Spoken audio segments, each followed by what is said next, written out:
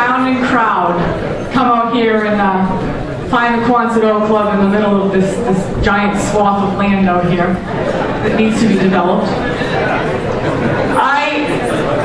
I'm very excited for tonight. I'm excited for the energy that the Tea Party embodies, particularly how we've sort of gone from a protest movement to a real political force after Scott Brown's victory. Thanks to all.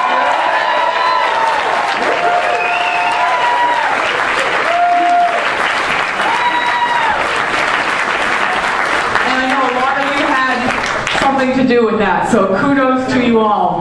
We can do it in Rhode Island as well.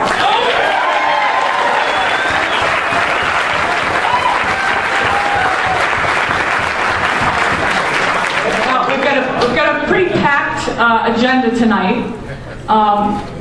What I'm going to do is start off with a brief description of a strategy which I just learned this past weekend at a nonpartisan conference in Dallas.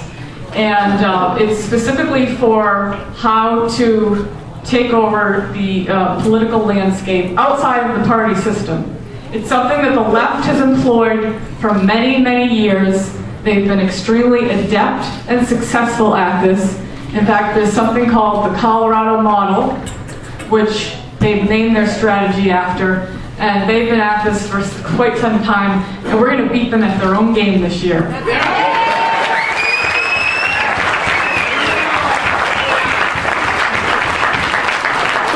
Now, my friend Bill Felkner, I don't know where he is. He's going to speak. He's going to speak later, but he's been touting this strategy for a couple of years now, and so I'm just going to share a little bit of what I learned, and then over the next couple of months, we're going to roll this out and really make a concerted effort to affect change in our General Assembly, our state legislatures, the state-appointed seats, as well as Patrick and Jim Landry. So, all right. Now about 10 years ago, Colorado, and I apologize for this horrible. I am so not a PowerPoint person. So, and clearly I'm not even a pad person. The Colorado model was instituted quietly about 10 years ago in Colorado by 4 billionaires who decided they wanted to turn a red state blue. This is a state that was predominantly Republican, then had independents, and the Democrats were the minority. And they put into effect this strategy whereby they went outside the political structure. They used the Democratic Party as basically just a storefront. But they set up all of these different capacities. It's called the 7 capacities. And it's how they won. And this strategy is coming to a state near us, although we're already down the tube, so they're probably not coming here. But they're coming to other red states anyways. So what they did was these 4 billionaires funneled millions of dollars into private enterprises that were 501s, all of these legal organizations, 501c3s, think tanks. These are organizations that pump out policy papers like Osprey, Bill Felkner's group, and he's going to come up and we'll talk a little bit about his group. Nonpartisan political advocacy groups. Has anyone heard of, I don't know, Acorn?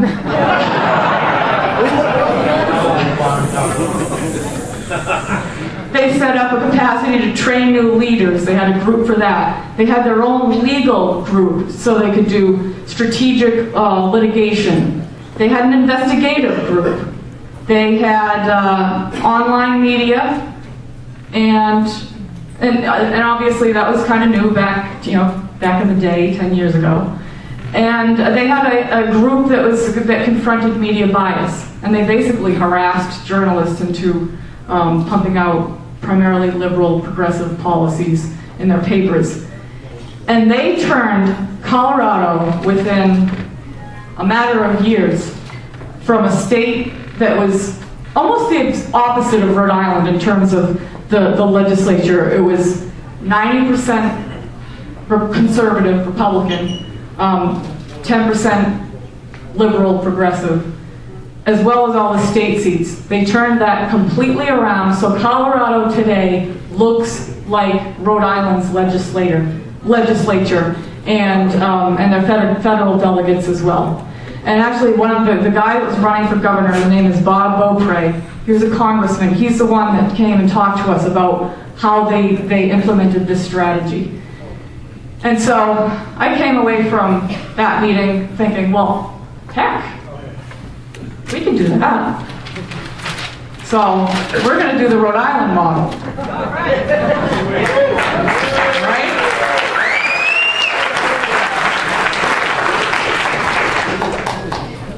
The thing that's so interesting is we've got all of those 7 capacities already in place here. All within the last few years, these things have popped up. So we have got the wind at our back, and we've got these organizations already set up. We just have to plug in and get to work.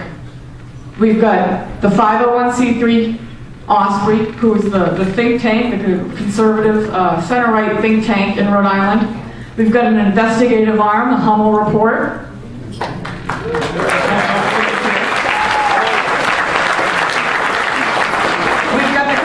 To train new leaders with Operation Clean Government, with their candidate school. And they do, of course, Ethics Watch as well. Now, the only piece we don't have technically here in Rhode Island is the litigation piece. However, at this conference, I did get the contacts for the Liberty Legal Institute, which is comprised of extremely high-end, constitutional, First Amendment lawyers, some who have worked in the Justice Department. These are the cream of the crop, and they are at our beck and call. Whether we have a question or whether we need litigation done, they will come to our aid. So even though we don't have it yet in Rhode Island, they're down in DC, a phone call away. As far as the online media, we've got Anchor Rising over here. Does a fabulous job of getting out the word. 501c4s, we've got Risk that does their Risky Business newsletter.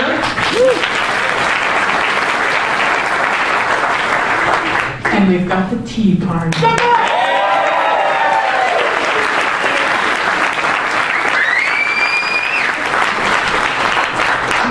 Now, the one thing we don't have is those 4 billionaires. That's a problem.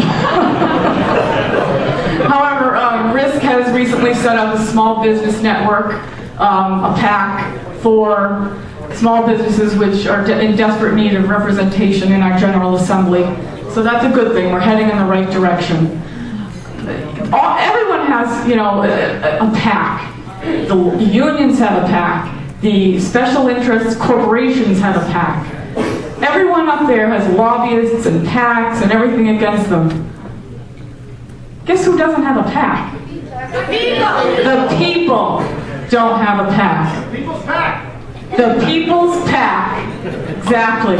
I think that's something that we need to seriously consider because the people have never had a voice. We need to not only go up and lobby our legislators up on Smith Hill, but we need to bring in money because what we want to do is get good people in this audience to run for office, and we want to be able to help finance them because unfortunately it takes not just boots on the ground but money, which we found with the Scott Brown campaign. He made most of his money from small donations, a lot of them from here, I'm sure.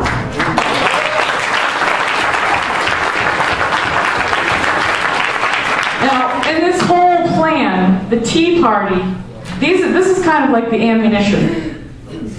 These are the guns and the cannons and whatnot. We're the Continental Army, the Tea Party. We're the boots on the ground. And, we've been extremely successful as a protest movement and getting in the media, getting our word out.